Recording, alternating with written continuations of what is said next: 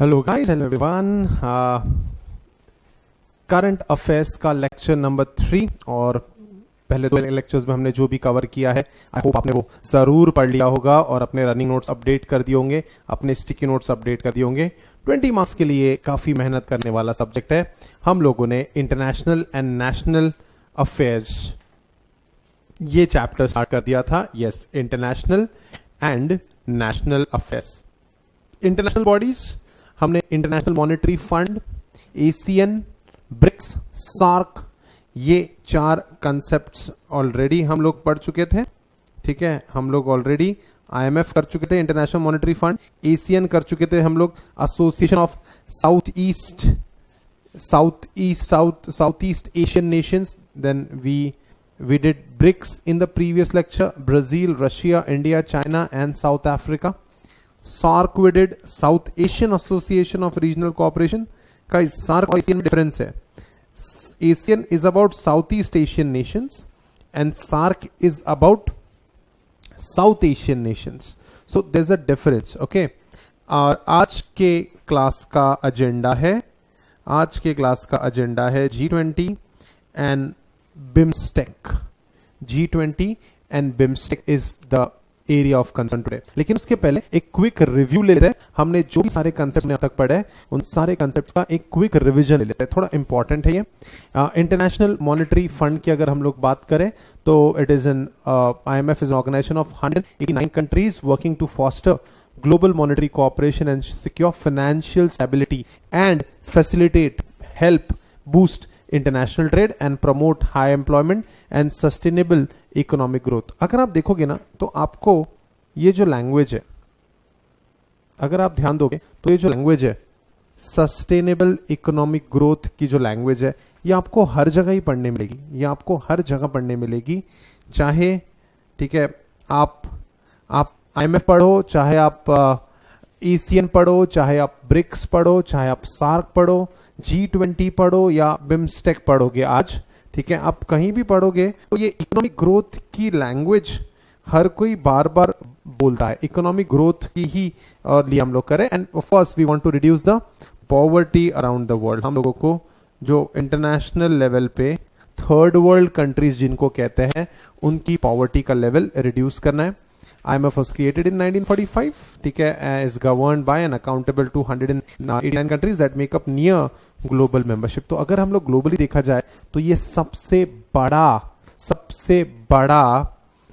Foundation है international monetary fund all over the world with participation of more than 180 countries, 189 countries का participation है।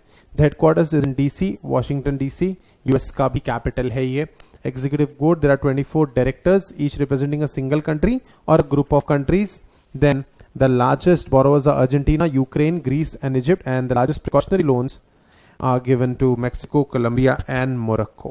Okay, so अगर हम लोग एम्स देखें तो सबके AIIMS more or less similar होते हैं।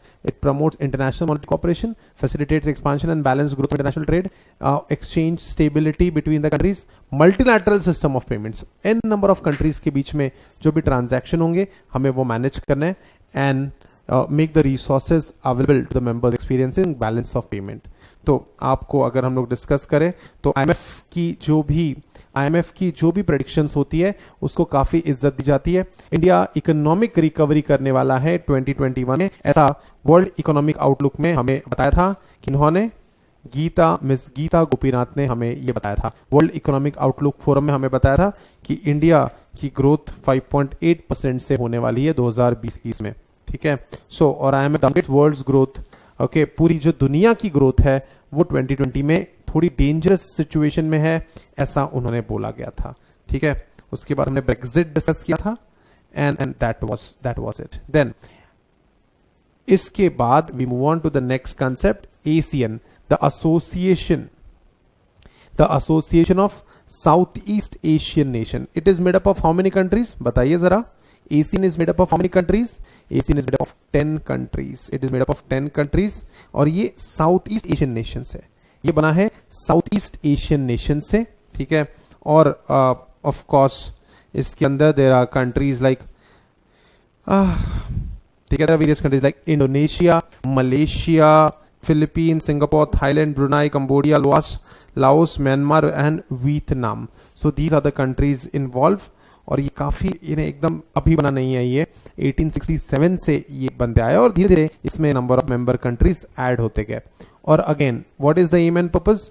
To accelerate the economic growth and social progress and cultural development, to endure the spirit of equality and partnership, to promote regional peace and stability, and to promote active collaboration and mutual assistance. तो guys more or less सबका साथ सबका विकास, यही M और purpose नजर आ रहा है. ठीक है, इसमें इन्होंने एशियन की समिट हुई थी थाईलैंड 2019 में, जिसका थीम था, क्या थीम था उसका? Advancing partnership for sustainability. That was the 35th Asian summit यानी मीटिंग. ओके, जिसमें फिर इंडिया भी ऐड हो गया और फिर इसका नाम हो गया एशियन इंडिया समिट. हमारे डियर मोदी जी भी वहां पे फोटो निकालते हुए. और फिर कल्चरल प्रमोशन के पर्सपेक्टिव से 5th Asian youth video contest भी हुआ है, जिसमें विनर्स के बारे में डिस्कस किया है. ठीक है, तो हमारा IMF रिवाइज हो गया, हमारा एशियन रिवाइज हो गया. Now we move on to BRICS countries. बताएंगे जरा what are the various BRICS countries? या Brazil, Russia, I for India, C for China, and Chandu China कौन बोला? चंदू चाइना नहीं है, सिर्फ चाइना है. और साउथ अफ्रीका, दैट्स ब्रिक्स. और that presidency has now been transferred to China. The BRICS presidency has now been transferred to China. और हमारे नरेंद्र मोदी जी ने कहा था कि we have to unite, the world has to unite to confront the global challenges. BRICS भी definitely news में रहा है. 11th ब्रिक्स समिट जो था, अगेन इकोनॉमिक ग्रोथ, ये तो आपको हमेशा पढ़ने मिलेगा, economic growth for an innovative future. और ये जो समिट है, ये जो मीटिंग हुई, ये कहां हुई थी? ब्रासीलिया. ठीक है, ब्राजील में हुई थी ये मीटिंग, ब्रासीलिया. मैं भी था उस मीटिंग में, अगर आपको दिख रहा हो तो उस मीटिंग में मैं भी था. उसके बाद जो ब्रिक्स है, it holds almost 15% of the world trade. ठीक है, और हम चाहते हैं कि ये जो नंबर है वो बढ़े. एंड इंडिया ने हाईलाइट किया था कि टेररिज्म को लेके अगर हम लोग कुछ कर सकते हैं तो प्लीज किया जाए.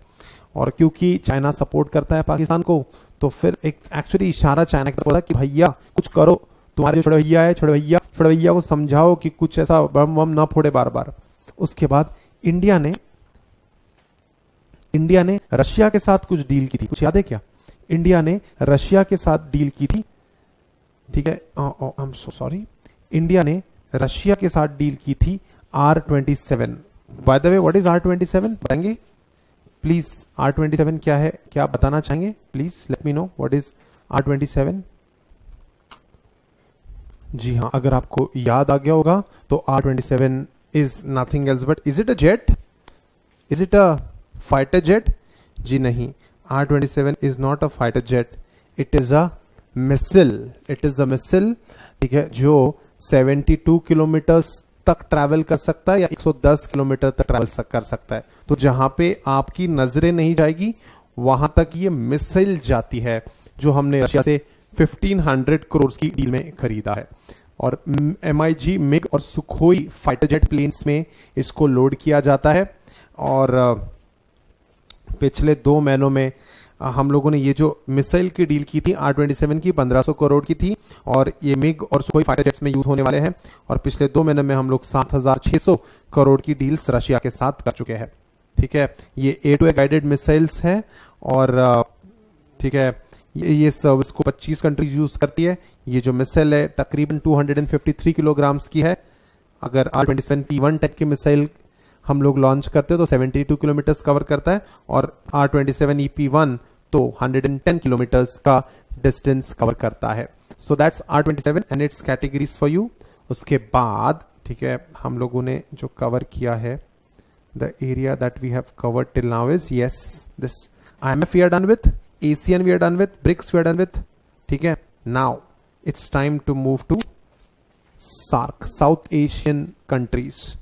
Maldives, Sri Lanka, Bangladesh, Bhutan, Nepal, Afghanistan, Pakistan, and India. These are SAARC member countries. South Asian Association for Regional Cooperation, called as SAARC. Afghanistan, Bangladesh, बोलो, Bhutan, India, Sri Lanka, Nepal, Pakistan and Maldives, these are the member countries. Dhaka के charter के अंदर ये पहली बार assign हुआ था और इसका सेक्रेटेरिएट काठमांडू में था, जो ओपन हुआ था 1987 के अंदर। और इसका ऑब्जेक्टिव क्या है? ऑफ कोर्स वापस आ जाते हैं ऑब्जेक्टिव पे, to promote the welfare of the peoples of South Asia and promote and strengthen collective self reliance among the countries of South Asia. Collective self reliance, ठीक है। And to promote active collaboration and mutual assistance, सब लोग एक साथ काम करेंगे। Strengthen cooperation with other developing countries, cooperate with international and regional organization, and there should be unanimity in decision making. So basically इसमें कोई नई बात नहीं है। And fourth meeting of SAARC और एग्रीकल्चर मिनिस्टर्स की मीटिंग हुई थी, ये दिल्ली में हुई थी। Okay, so this is how all these things happen। और हम लोग स्पेशली बांग्लादेश के साथ कुछ नॉलेज शेयरिंग को लेके नॉलेज नेटवर्क बनाना चाहते थे, जिसमें बांग्लादेश के 2 लाख लोगों को फायदा होने वाला था। ये जो मीटिंग थी वीडियो कॉन्फ्रेंसिंग के थ्रू हुई थी नरेंद्र मोदी एंड शेख हसीना के बीच में। ऑल्सो कल्चरल एक्सचेंज और कल्चरल डेवलपमेंट के लिए 9th एडिशन 2019 में 9th edition of SAARC film festival arrange किया गया था। ओके, एंड उसमें ये लोग जीते थे, मोस्टली इंडियंस ने ही सारी अवार्ड जीते थे। 9 awards were backed by Indian movies, Indian feature films.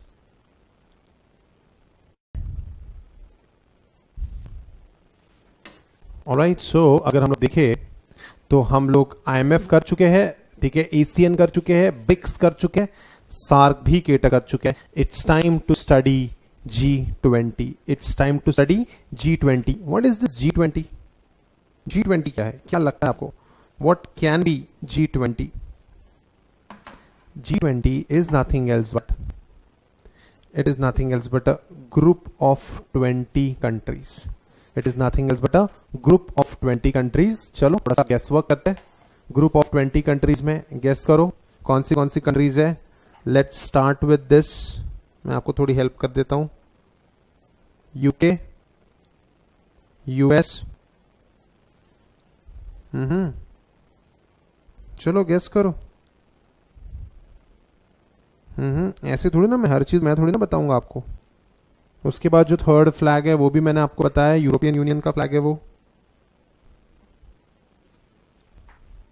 उसके बाद Argentina, Australia, Brazil, Canada, Chandu China कौन बोल रहा है यार। Then France, Germany, of course India, Indonesia, ठीक है, व्हाइट और red flag Indonesia, Italy, Japan, Republic of Korea, Mexico, Saudi Arabia, South Africa, Turkey,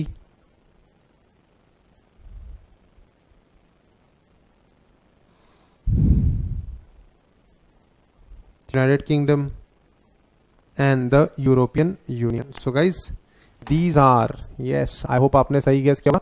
अगर आपने इसमें से 10% भी फ्लैग्स गेस कर लिए होंगे तो ये अपने आप में बहुत बड़ी जीत होगी, याद रखना, ठीक है। So let's check it out. Group of 20, the group of 20 countries, what do they do? ICSI module, current affairs module, page number 9। Group of 20 is the premier international forum for global economic cooperation. The members of G20 are, ठीक है, the members of G20 are Argentina, Australia, Brazil, Canada, China, France, Germany, India, Indonesia, Italy, Japan, Republic of Korea, Mexico, Russia, Saudi Arabia, South Africa, Turkey, UK, US and the European union. तो हम लोग इसमें से almost सारे, ठीक है, हम लोग अभी इसके पहले भी देख चुके हैं। So moving ahead, G20 members account for 85% of the global economy.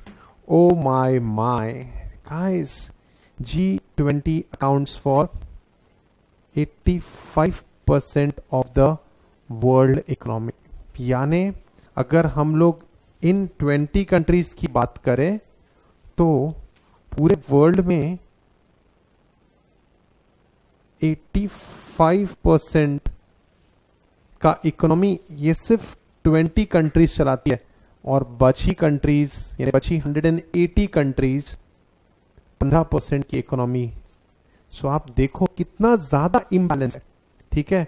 The rich are very rich and the poor are extremely poor. आप समझो what I am trying to tell you. ये सारी इंस्टीट्यूशंस बना क्यों है? ताकि ये जो इम्बैलेंस है ना गाइस, ये नॉलेज के पॉइंट ऑफ व्यू से मैं आपको जरूर बता रहा हूं कि 85% इकोनॉमी इन 20 कंट्रीज का है। लेकिन मेरा मेजर सवाल ये है कि बची हुई, अगर हम लोग बची हुई 181 कंट्रीज है, बची हुई जो 181 कंट्रीज है, वो 181 कंट्रीज मिला के सिर्फ 15% इकोनॉमी का, ग्लोबल इकोनॉमी का सिर्फ 15% है। इसका मतलब उन 181 कंट्रीज का क्या स्टैंडर्ड ऑफ लिविंग होगा, उन 181 कंट्रीज का क्या इंफ्रास्ट्रक्चर होगा, गॉड नोस। हम यही चाहते हैं, ये हम लोग जो भी ये जो सारी चीजें हम लोग पढ़ रहे हैं, ठीक है, IMF ये पैसे देता है उन कंट्रीज को ताकि उनका अपलिफ्टमेंट हो। हम चाहते हैं कि हर कंट्री इक्वली गुड परफॉर्म करे, इसलिए ये एसोसिएशंस बनाए जा रहे हैं यार, ठीक है। चलो देखते हैं। और IMF तो 189 कंट्रीज के लिए बना है, जो मैं आपको बता चुका हूं। तो G20 members account for 85% of the world economy, 75% of the global trade, यानी 85% of the world economy, 75% of the global trade and 2/3 of world's population, ठीक है। तो ऑफ कोर्स ये पॉपुलेशन का ज्यादा पार्ट भी इन्हीं कंट्रीज में है, तो इसलिए भी ये हो सकता है, बट फिर भी एज अ कंट्री बाकी कंट्रीज ने भी थोड़ा डेवलप होना चाहिए। ये 2/3 ऑफ वर्ल्ड्स पॉपुलेशन में तो 2/3 ऑफ वर्ल्ड्स पॉपुलेशन में तो, ठीक है, पूरे वर्ल्ड का 1/6 पॉपुलेशन तो हमारा ही कर्तव्य है। पूरे वर्ल्ड का अगर 1/6 पॉपुलेशन का डिस्कशन करें तो ये भारत का कारनामा है। 1/6 ऑफ द एंटायर, यानी हर छठा इस धरती पे हर छठा बंदा एक भारतीय है। Every sixth person is an Indian. चलो, ये 20 कंट्रीज 2/3 ऑफ द पॉपुलेशन है, of the world's population, including more than half of the world's poor. ये भी देख लो, पूरी दुनिया के आधे गरीब तो इन्हीं कंट्रीज में रहता है, ये सारी 20 कंट्रीज मिला के। G20 leaders meet annually at the G20 summit यानी मीटिंग, ठीक है। ये G20 का समिट आप देख लो, लेटेस्ट जो हुआ था द ओसाका समिट 2019, ठीक है। 2020 का समिट कहां होने वाला था, थोड़ी देर बाद बताता है तुमको। By the way, where is Osaka man? Osaka कहां है? ये देखो, इस मीटिंग में मैं भी था, दिखा होगा तुमको। हाँ, ओसाका कहां है? Where is Osaka? नाम से ही पता चल जाना चाहिए तुमको। ओसाका, जल्दी बताओ।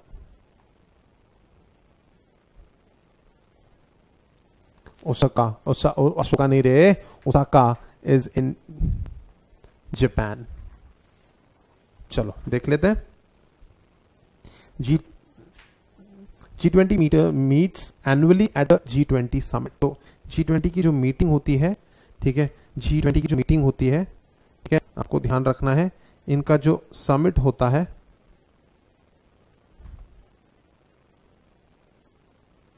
It is done annually, it is held. तो ये लोग जो मिलते हैं, ठीक है, ये जो सारे मेंबर्स हैं, इस सारे मेंबर्स के रिप्रेजेंटेटिव एक जगह पे मिलते हैं, ठीक है, ये एनुअल बेसिस पे मिलते हैं, ठीक है।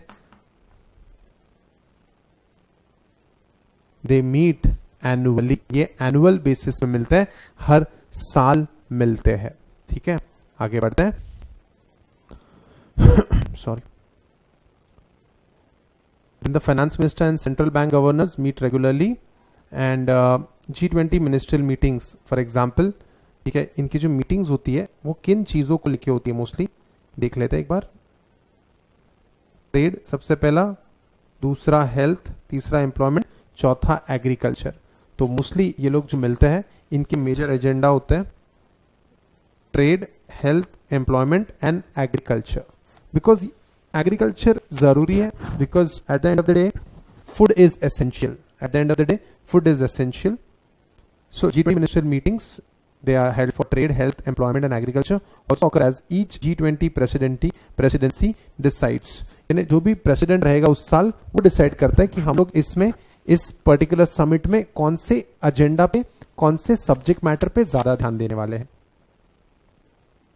G20 engagement groups maintain a dialogue with policy makers, यानी policy makers यानी जिस हर कंट्री के जो रिलेटेड मिनिस्टर होते हैं, ट्रेड रिलेटेड, एम्प्लॉयमेंट से रिलेटेड, हेल्थ से रिलेटेड, एग्रीकल्चर से रिलेटेड, जो भी मिनिस्टर्स होते हैं उनके साथ ये लोग बातचीत में लगे रहते हैं। डायलॉग यानी बातचीत कि यार तुम G20 कंट्री के मेंबर हो, आप क्या कर रहे हो, क्या करना चाहिए, हमारा पिछले समिट में क्या डिसाइड हुआ था, and what are you doing. ये हमेशा डिस्कशन में रहना चाहिए सो दैट पता रहे कि स्टेटस क्या है डेवलपमेंट का। जो भी हमने मीटिंग में डिसाइड किया था उसका कुछ तो फायदा होना चाहिए, किसी ने कुछ तो इंप्लीमेंट करना चाहिए।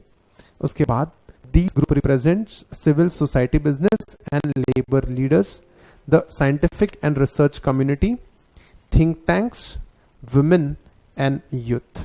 तो ये जो सारे ग्रुप्स है, G20 के ग्रुप्स है, ये लोग, ठीक है, representatives civil society, business, labour leaders, scientific and research community, think tanks, women and youth, ये सारा मेजर एजेंडा होता है, ये सारे मेजर रिप्रेजेंटेटिव्स होते हैं G20 की मीटिंग में, और हर कंट्री कहां स्टैंड कर रही है, कितना डेवलप कर रही है, इसके बारे में पता चलते जाता है।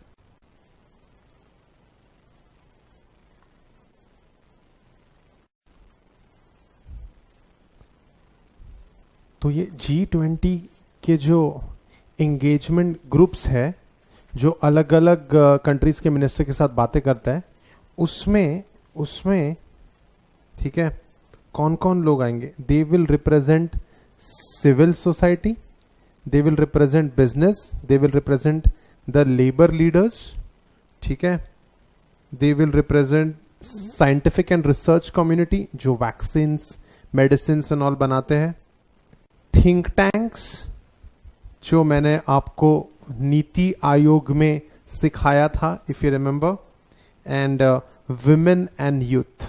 तो बेसिकली हम लोग होलिस्टिक डेवलपमेंट करने की कोशिश कर रहे हैं, हम लोग होलिस्टिक डेवलपमेंट करने की कोशिश कर रहे हैं विथ G20 की एंगेजमेंट ग्रुप्स, जो डिफरेंट कंट्रीज के मिनिस्टर्स के साथ डिस्कशन करेगी, ठीक है। उससे पता चलेगा कि यार ये कंट्री में ऐसा होता है, वो कंट्री में ऐसा होता है, हम लोगों के लिए तो इसके पास कुछ इस पर्टिकुलर इशू को सॉल्व करने के लिए, यानी फॉर दैट मैटर हमारे कंट्री में तो शायद इशू ये कंसिडरेशन में नहीं आ रहा है।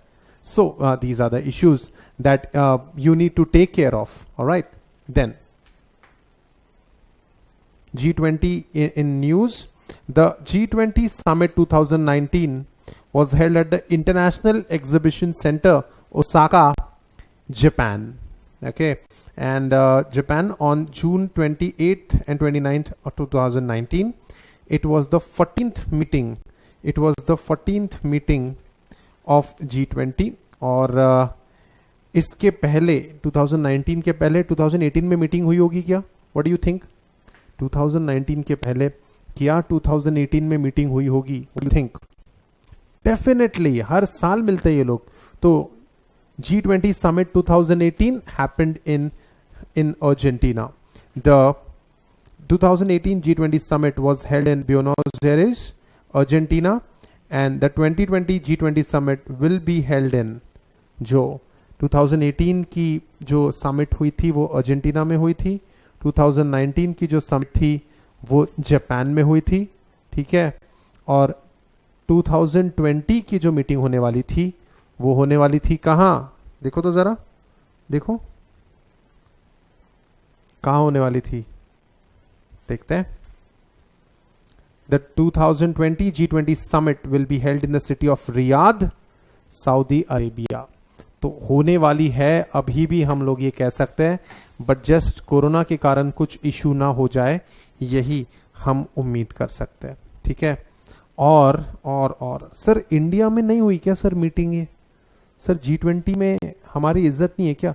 इंडिया में नहीं हुआ है क्या हमारा ये मीटिंग?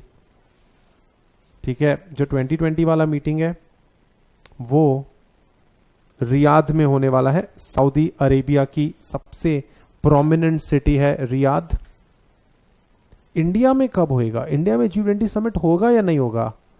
जरूर होगा। Let's check it out. The 17th G20 summit was held in India in the year will be held in India. I'm so sorry. The 17th G20 summit will be held in India in 2022. 2022 साल में ये होने वाली है। 2022 the year at the country would celebrate the 75th anniversary of its independence। India को independent हुए 75 साल हो जाएंगे 2022 में।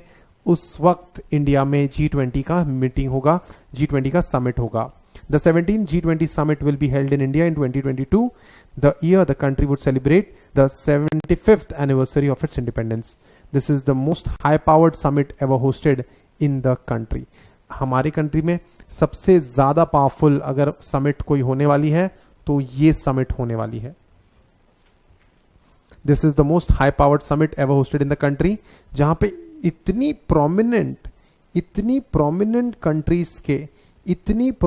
कंट्रीज के लोग, इतनी प्रोमिनेंट कंट्रीज के मिनिस्टर्स, इतनी प्रोमिनेंट कंट्रीज के हेड्स इंडिया आएंगे at the same time.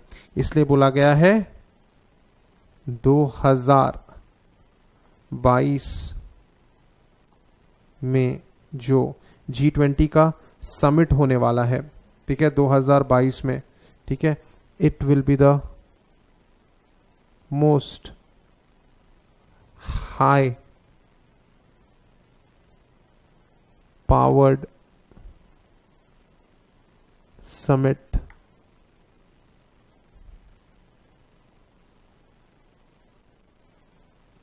to be held in India।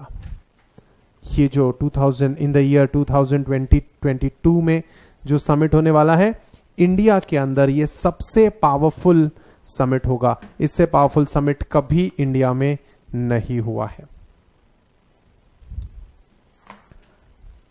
So the most high-powered summit ever hosted in the country, leaders of all systemically important, यानी very important countries, including the full complement of G7 countries भी इसमें आएगी, G7 in a group of 7, आगे पढ़ेंगे हम लोग इसको, and BRICS are expected to be present, ठीक है, यानी G7 की कंट्रीज भी आएगी और ब्रिक्स की कंट्रीज भी इस समिट में इंक्लूड होगी। So this will be a biggest meeting, biggest summit ever in India।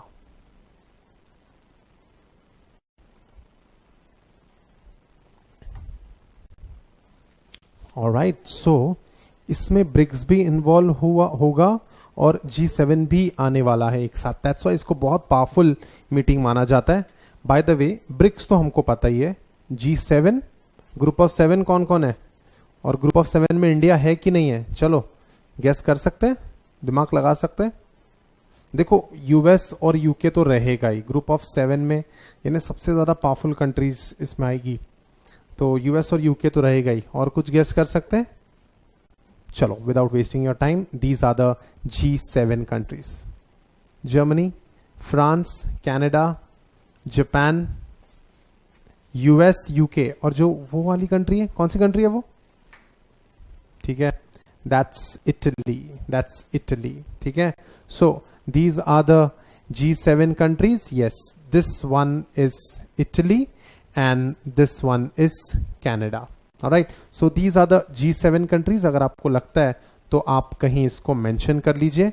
और G7 कंट्रीज के मेंबर्स भी इस हमारी समिट में आने वाले हैं, G20 की समिट में। और ब्रिक्स तो हमारा हमेशा का ही है, वो उनको तो रहना ही है, ठीक है। अब हम लोग कवर कर चुके हैं IMF, Asian, BRICS, SAARC and G20। अब बचा बिम्स्टेक, बे ऑफ बंगाल, ठीक है सर। क्या सर बे ऑफ बंगाल का क्या sir? Bay of Bengal initiative for multi sectoral technical and economic cooperation. क्या है ये? कैसे लर्न होगा इतना बड़ा? रिलैक्स, ठीक है। बे ऑफ बंगाल, पहले तो ज्योग्राफी पे आ जाते हैं वापस हमको ज्योग्राफी हमारा फेवरेट सब्जेक्ट है, क्योंकि ज्योग्राफी से ही हर पढ़ाई संभव है। तो होता क्या है, ठीक है, बे ऑफ बंगाल है कहां? तो पहले तो मुझे बताओ, ज्योग्राफी के अंदर स्कूल डेज में ज्योग्राफी के अंदर क्या तुमने बे ऑफ बंगाल कभी सुना है? ठीक है, एक साइड में अरेबियन सी है, एक साइड में बे ऑफ बंगाल है इंडिया के ईस्ट और वेस्ट में, कुछ ऐसा पता है? नहीं, बिल्कुल ही ज्योग्राफी एकदम ही खत्म है आपका। चलो, मेरा फेवरेट इंडिया का मैप आ जाता है बार बार। ये जो एरिया है this area is called as bay of Bengal, और इससे लग के जितनी भी कंट्रीज है, इस एरिया में जितनी भी कंट्रीज है, उससे बना है बिम्स्टेक। इस बे ऑफ बंगाल से लग के जितनी भी कंट्रीज है, उससे बना है बिम्स्टेक। चलो देखते हैं page number 9, basically same page. The bay of Bengal initiative for multi sectoral technical and economic cooperation, that's BIMSTEC. To be honest, इसका जो फुल फॉर्म था ये ऐसा नहीं था पहले, ठीक है। The bay of Bengal initiative for multi sectoral technical and economic cooperation, economic cooperation पहले भी था, इकोनॉमिक कोऑपरेशन, लेकिन फुल फॉर्म में इनका जो मतलब था वो पहले कुछ और था, अब इसका फुल फॉर्म चेंज हो चुका है। एग्जैक्टली क्या था, चलो डिस्कस करते हैं। पहले तो तुमको ये समझा, देखो एक जगह पे अरेबियन सी, दूसरे, ठीक है, इंडिया की वेस्ट में अरेबियन सी, इंडिया की ईस्ट में बे ऑफ बंगाल, ठीक है। तो बे ऑफ बंगाल से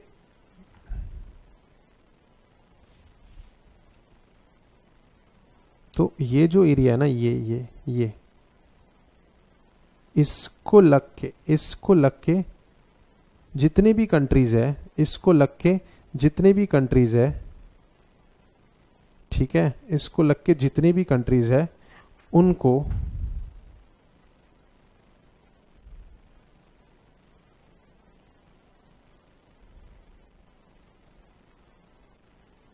बिम्स्टेक के अंदर जगह मिली है, ठीक है। Let's check it out.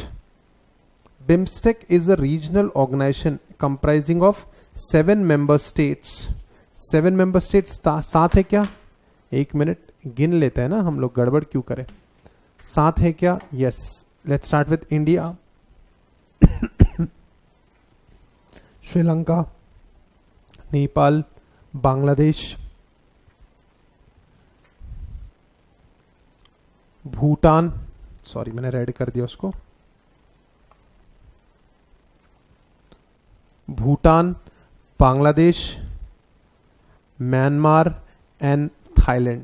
तो ये सारी जो कंट्रीज है, जो बे ऑफ बंगाल से लग के है, बे ऑफ बंगाल से सट के है, या इंग्लिश में हम लोग कहेंगे लिटॉस। देखते हैं, BIMSTEC is a regional organization comprising 7 member states lying in the littoral, यानी ये जो मैंने रेड में हाईलाइट किया ना, that area is called as littoral area, which is besides a sea or besides an ocean. Littoral and adjacent area of Bay of Bengal, adjacent in a लग के, constituting a contiguous regional unity. तो हम चाहते हैं कि ये जो हमारी सारी कंट्रीज है, इनके बीच में बहुत डेप्थ में यूनिटी रहे, और हम लोग अगर एक साथ रहे तो सबका साथ, हम लोग अगर एक साथ रहे तो क्या होगा? सबका साथ सबका विकास। बिम्स्टेक यही करना चाहता है, नाम ही है ना उसका, ठीक है। हम लोग करना क्या चाहते हैं? Just check this out, economic cooperation, एक दूसरे की मदद करनी हमने। United we stand, divided we fall.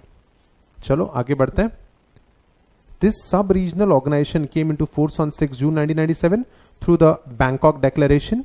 ठीक है, बैंकॉक किधर है रे? Where is Bangkok? Thailand. It constitutes 7 member states, 5 deriving from South Asia. ये साउथ एशिया याद है क्या तुमको? साउथ एशिया से रिलेटेड हम लोग इसके पहले कुछ पढ़ चुके हैं। जी हाँ, साउथ एशिया से रिलेटेड हम लोग इसके पहले सार्क पढ़ चुके हैं। तो ठीक है, साउथ एशिया में से कौन से हम लोगों ने उठाए? ठीक है, it constitute 7 member states, 5 deriving from south Asia including Bangladesh, Bhutan, India, Nepal and Sri Lanka. तो ये कंट्रीज तो पहले से ही थी, बांग्लादेश, भूटान जो साउथ एशिया के हमने लिए, and including Myanmar and Thailand. तो ये जो 2 कंट्रीज है ना, म्यांमार और थाईलैंड, ये सार्क कंट्रीज नहीं है।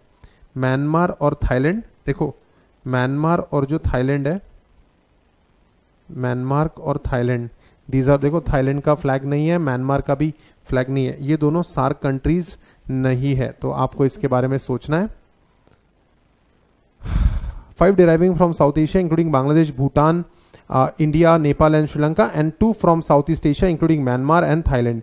Initially, the economic bloc was formed with 4 member states with an acronym BISTEC, Bangladesh, India, Sri Lanka and Thailand Economic Cooperation.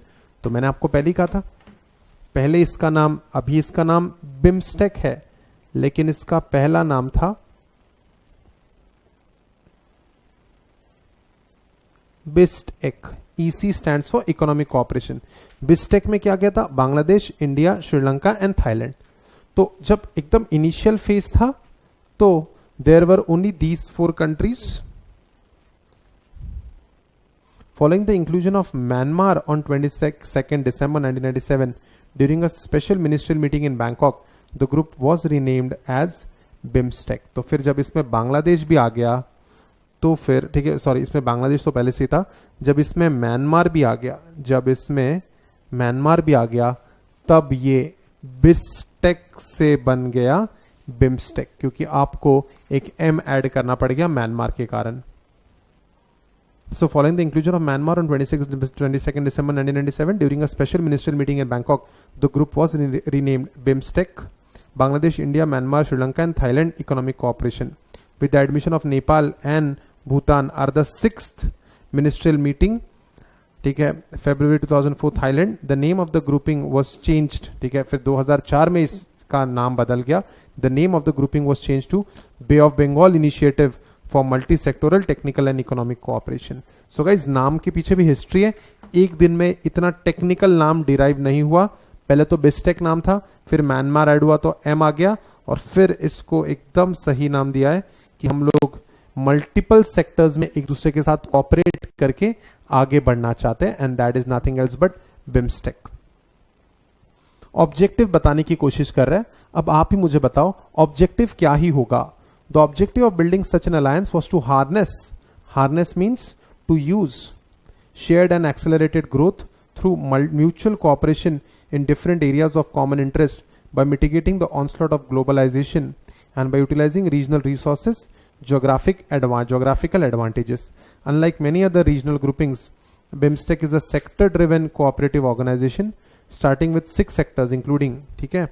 अब BIMSTEC में कौन से सेक्टर्स पे हम लोग ग्लोबलाइजेशन, ठीक है, ग्लोबलाइजेशन से जो नेगेटिव पॉइंट्स आते हैं उनको न्यूट्रलाइज करना चाहते हैं, ग्लोबलाइजेशन से जो नेगेटिव पॉइंट्स आते हैं उसको हम लोग हटाना चाहते हैं, और हम लोग क्या करना चाहते हैं, ठीक है, हम लोग मिटिगेटिंग द ऑनस्लॉट, मिटिगेटिंग यानी जो ग्लोबलाइजेशन के नेगेटिव पॉइंट्स हैं उनको कम करना चाहते हैं, और कोऑपरेशन बढ़ाना चाहते हैं 6 सेक्टर्स में. And what are the 6 sectors? Trade, technology, energy, transport, tourism and fisheries. Fisheries को इतना इंपॉर्टेंस कहां से आ गया? अब तक तो हमने इतनी सारी समिट्स पढ़े, फिशरी को इंपॉर्टेंट नहीं था. फिशरी को इसलिए इंपॉर्टेंस है क्योंकि ये जो एरिया है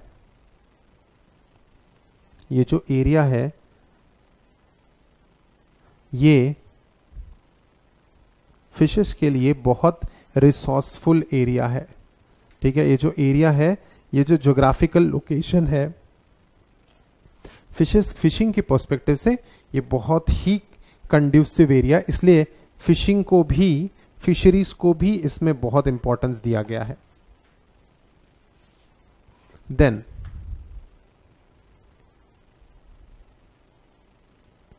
the 6 sectors including trade, technology, energy, transport, tourism and fisheries. तो गाइस मोस्टली है ना, ये सारे पॉइंट्स कॉमन होते हैं हर कंसेप्ट के अंदर. And for sectoral cooperation in the late 1997, it expanded to embrace 9 more sectors. और भी चीजों को कवर करने की कोशिश की. जो एक्स्ट्रा कवरेज था वो कौन से पॉइंट को लेके था देखते हैं. और वो लोग किस पे ध्यान देना चाहते थे? Agriculture, public health, poverty alleviation, यानी पॉवर्टी को हम लोगों को रिड्यूस करना है, टेररिज्म को काउंटर करना है, टेररिज्म को हटाना है, environment, culture, people to people contact and climate change. तो पहले तो सारी बिजनेस की बात की और फिर ह्यूमैनिटेरियन ग्राउंड्स को भी कंसिडर किया गया बिम्स्टेक के अंदर. Just have a look at it. Okay, so next page पे, so it expanded to embrace यानी अपने इसमें कवर कर लेना. It expanded to embrace 9 more sectors including agriculture, public health, poverty alleviation, counter terrorism, environment, culture, people to people contact and climate change in 2008. तो ये सारी चीजें इन 9 more sectors were also covered in 2008. So that's about BIMSTEC. अब BIMSTEC का in news देखते हैं. Indian prime minister swearing in ceremony. तो 2019 में जब नरेंद्र मोदी जी फिर से चुन के आए थे तो उनकी जो प्राइम मिनिस्टर्स और चीफ मिनिस्टर्स शपथ लेते हैं उसको स्वेरिंग कहते हैं. ठीक है.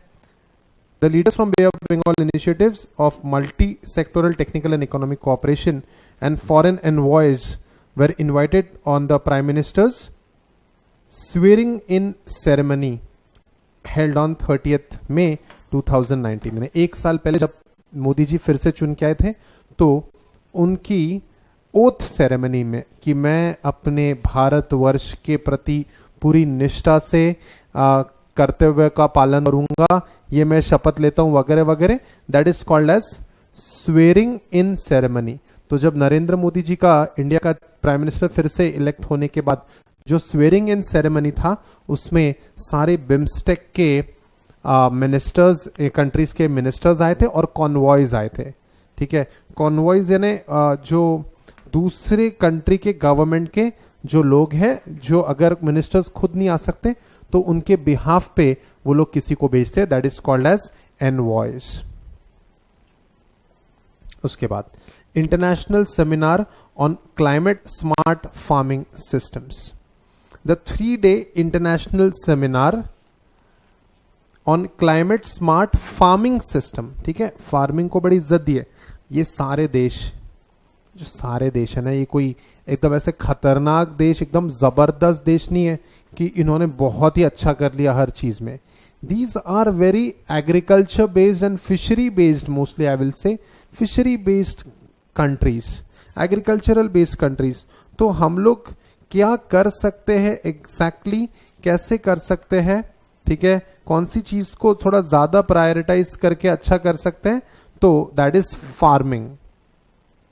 The 3-day international seminar on climate smart farming systems for BIMSTEC countries organized in New Delhi on 11 December 2019 by Department of Agriculture and Research and Education, Ministry of Agriculture and Farmers Welfare and Indian Council of Agriculture Research. All the 7 BIMSTEC countries participated in the seminar. तो सारे इस seminar में BIMSTEC के सारे countries के participants आए थे. या ऑफ कोर्स इंडिया में कुछ हुआ हो और उसका फोटोग्राफ ना हो, ऐसा नहीं हो सकता. ऑल्सो ये स्पेशली, ये जो मीटिंग था ये स्पेशली फार्मिंग का मीटिंग था. ये जो मीटिंग था ये स्पेशली फार्मिंग से रिलेटेड मीटिंग था, इसलिए नरेंद्र मोदी जी नहीं आए.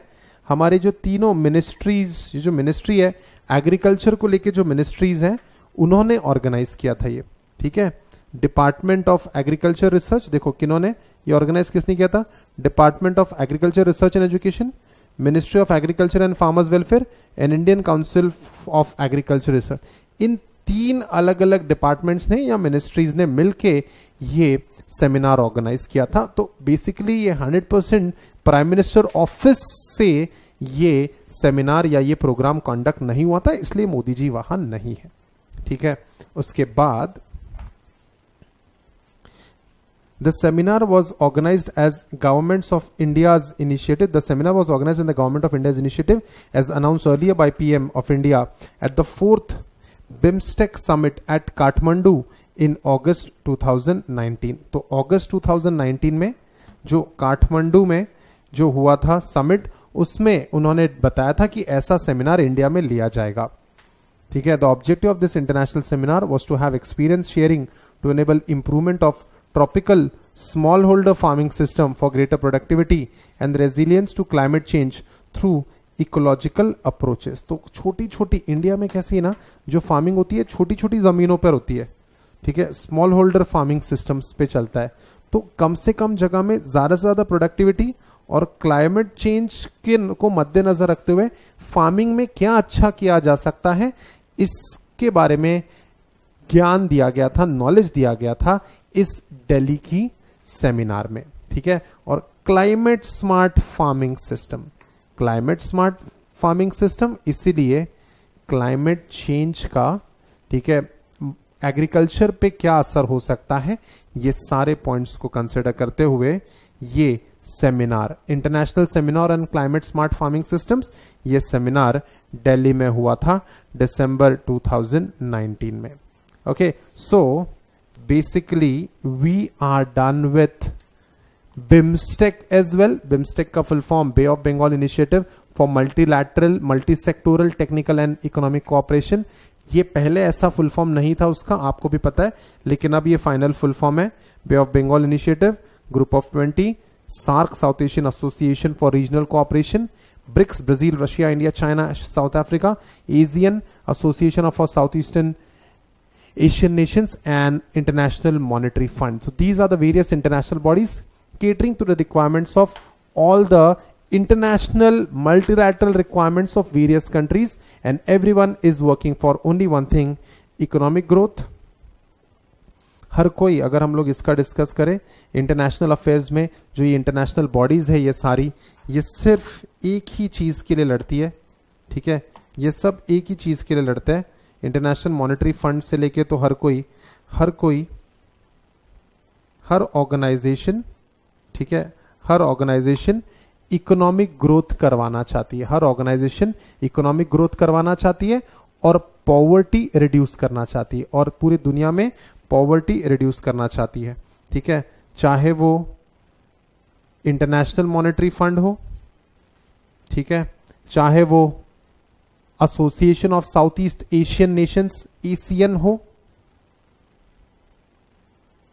चाहे वो ब्रिक्स हो, सार्क हो, G20 हो, या फिर बिम्स्टेक हो, सबका एक ही बॉटम लाइन है,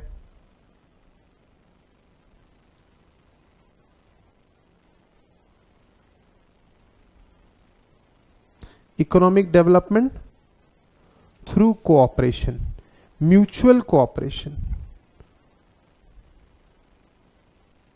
म्यूचुअल कोऑपरेशन, और सबको, हर कंट्री को पॉवर्टी रिड्यूस करना है, हर कंट्री को पॉवर्टी रिड्यूस करना है। ऐसा नहीं है कि यूनाइटेड स्टेट्स बहुत अच्छी कंट्री है तो उसमें पुअर पीपल नहीं है, उसमें भी पुअर पीपल है, उसमें भी ऐसे एरियाज है जिनको, जो पॉवर्टी का शिकार है, जो लोग और अच्छा कर सकते हैं।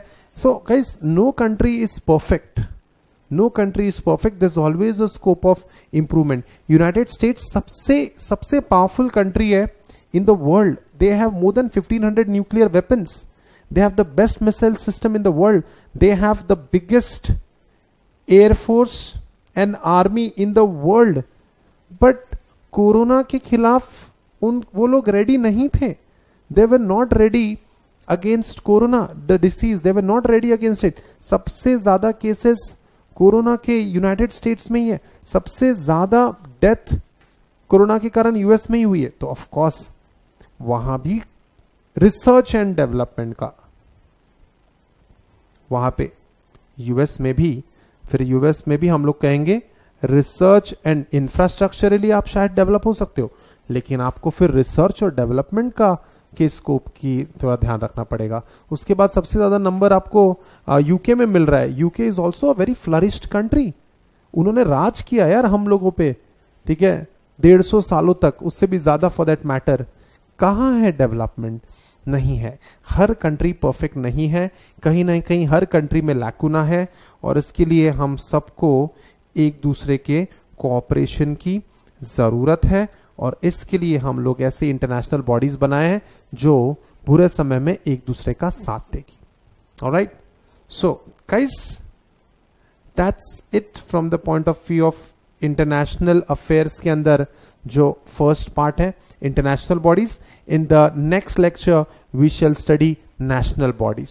Alright, So guys, that's it. I'm Pawan Gahukar signing off for today. See you in the next video. Bye bye. Take care of yourself and study well, of course.